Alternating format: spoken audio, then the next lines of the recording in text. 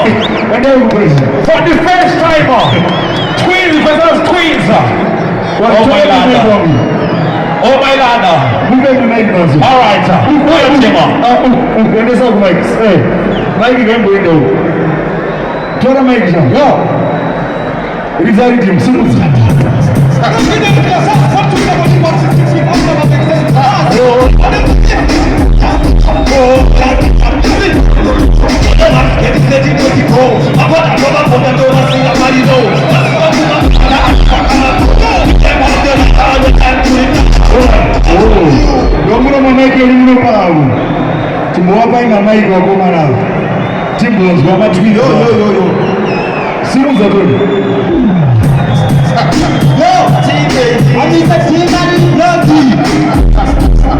It's